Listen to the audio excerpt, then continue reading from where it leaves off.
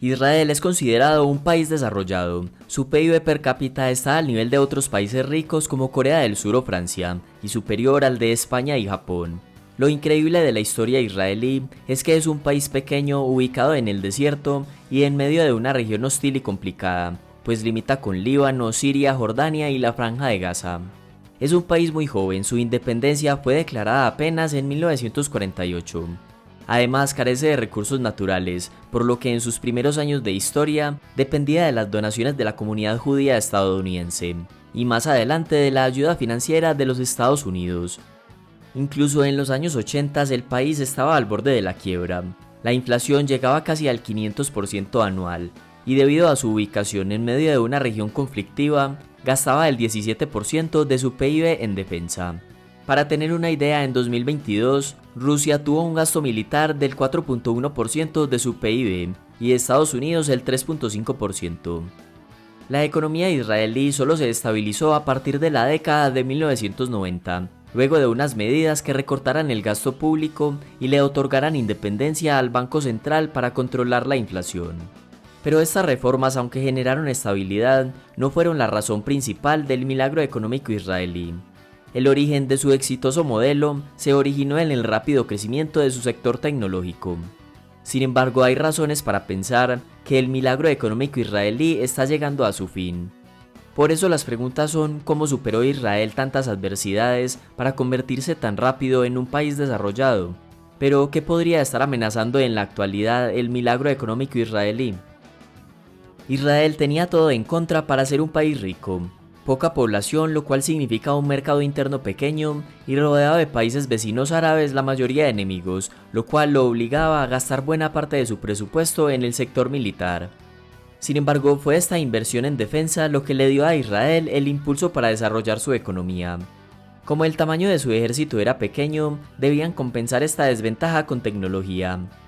Aparte de que Israel es uno de los países que más invierte en investigación y desarrollo en el mundo, como el servicio militar es obligatorio desde los 18 años, los jóvenes en Israel están lidiando con situaciones intensas de guerra y aprendiendo a utilizar algunas de las tecnologías militares más avanzadas. En el ejército israelí, los jóvenes soldados se dedican a planificar proyectos y a pensar en soluciones para mejorar la capacidad del ejército. Y con frecuencia estas innovaciones son destinadas después para uso civil. De manera que el sector militar israelí funciona como una incubadora de nuevas ideas y como fuente abundante de emprendedores. Por otro lado, a principios de la década de 1990, cuando la Unión Soviética se disolvió y los judíos soviéticos podían salir, empezaron a trasladarse a Israel. Cerca de 1 millón de soviéticos llegaron a Israel y muchos de ellos eran ingenieros o con un alto nivel educativo. Por lo tanto, Israel recibió de repente un estímulo en forma de miles de ingenieros y científicos soviéticos que también contribuyeron directamente al auge tecnológico israelí. De esta manera, en Israel comenzaron a surgir numerosas empresas en el sector de la tecnología, donde su crecimiento podía ser global rápidamente, porque los emprendedores israelíes sabían que el país tenía un mercado interno pequeño, de modo que dichos emprendimientos nacían con el objetivo de expandirse mundialmente, algo que los obligaba a ser muy competitivos e innovadores. De hecho, Israel se ha ganado la reputación de ser la nación de las startups, es decir, empresas pequeñas y recién creadas. Por eso no es extraño que más de 200 multinacionales tengan presencia en este pequeño país y que Israel sea el país que más empresas tiene en el Nasdaq, solo después de Estados Unidos, Canadá y China. El Nasdaq es la segunda bolsa de valores más grande de Estados Unidos y es reconocida porque allí cotizan las empresas de tecnología más importantes del mundo. Entonces, a pesar de que la fundación de Israel desencadenó conflictos con sus vecinos, y a pesar de su corta historia como nación, Israel se convirtió en pocos años en un país desarrollado. Además, se ganó el reconocimiento del mundo por su sector tecnológico y su ecosistema de empresa-universidad-estado que favorece la innovación. Sin embargo, en la actualidad hay elementos que están poniendo en riesgo la continuidad del milagro económico israelí. El 7 de octubre de 2023, el grupo terrorista Hamas atacó a Israel. Hubo cientos de muertos y secuestrados. Israel respondió con fuerza y el conflicto continúa al día de hoy. Como consecuencia, la economía israelí ha sufrido una fuerte contracción, y gran parte estuvo ocasionada por el desequilibrio de la mano de obra que se produjo cuando unos 300.000 reservistas fueron llamados a enlistarse en las Fuerzas Armadas del país. Recientemente, el regreso al mercado laboral de algunos reservistas ha mejorado la situación laboral.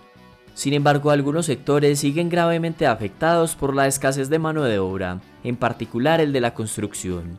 Esto se debe a que el sector dependía en gran medida de los trabajadores palestinos procedentes de Cisjordania, quienes ahora no pueden desplazarse a sus puestos de trabajo en Israel debido a la situación de seguridad.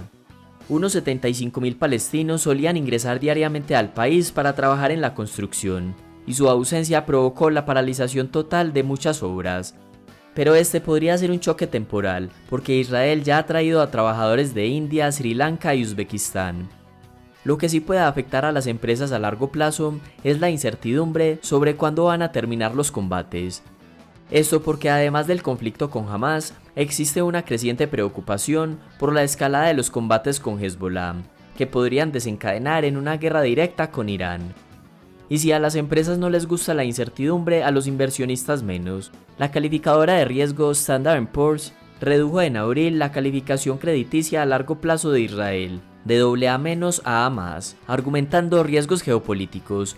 Moody's, otra calificadora de riesgo, también rebajó la calificación de Israel de A1 a A2, citando riesgos políticos y fiscales importantes para el país derivados de su guerra con Hamas. Estos anuncios se traducen en un mayor riesgo para prestarle dinero al gobierno israelí, por lo que endeudarse será más costoso. Todo esto parece muy adverso para Israel, aún así se puede solucionar rápidamente si no se alarga el conflicto.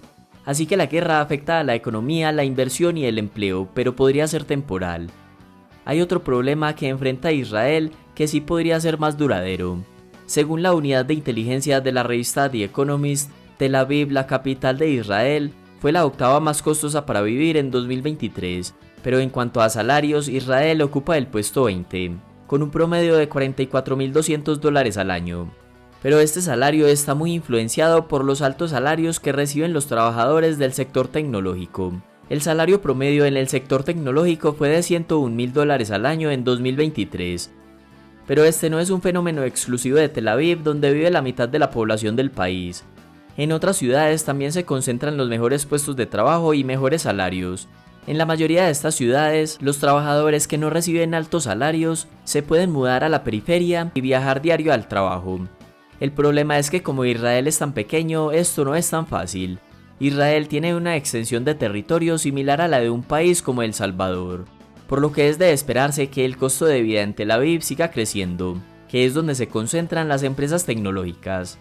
Esto no quiere decir que Israel vaya a dejar de ser desarrollado o rico, pero sí es posible que su calidad de vida disminuya para la mayoría de sus habitantes. Pero el mayor problema para Israel no es ese. Resulta que los judíos ultraortodoxos o también llamados jaredíes siempre han disfrutado un trato privilegiado del gobierno como la exención del servicio militar.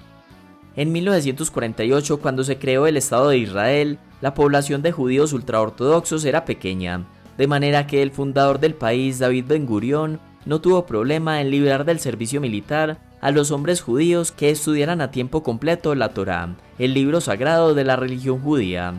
Sin embargo, esta comunidad ha crecido exponencialmente debido a que en promedio una familia ultraortodoxa tiene 6 hijos.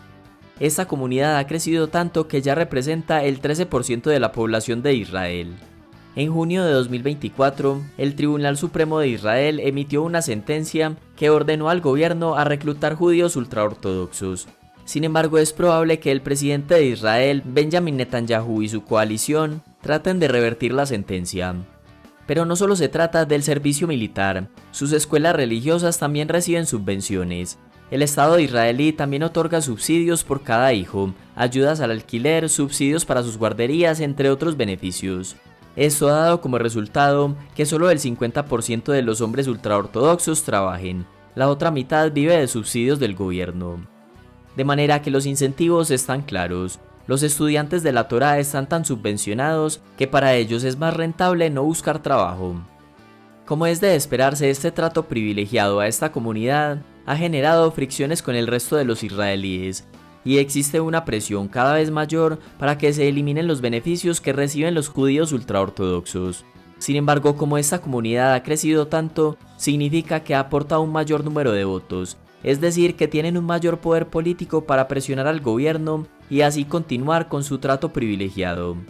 Todo esto es lo que amenaza la sostenibilidad del milagro económico israelí, porque se espera que esta comunidad represente en 2050 el 25% de la población. Por lo tanto, cada vez será mayor el porcentaje de población que estará en edad de trabajar, pero que decidirá no trabajar como consecuencia de los incentivos del gobierno. Esto en el largo plazo es insostenible para cualquier economía, pero incluso si se eliminaran los beneficios de un día para otro, los jóvenes judíos ultraortodoxos no están preparados para el mercado laboral, porque su educación se centró en la memorización de textos religiosos, dejando a un lado las matemáticas, las ciencias y el inglés. En conclusión, Israel tiene una historia compleja, aún así logró convertirse en un país desarrollado. Sin embargo, la incertidumbre que genera en la economía la finalización del actual conflicto, su creciente costo de vida y el asunto con la comunidad jaredí hace pensar que el milagro económico israelí está llegando a su fin. Hasta acá el video y muchas gracias por llegar al final.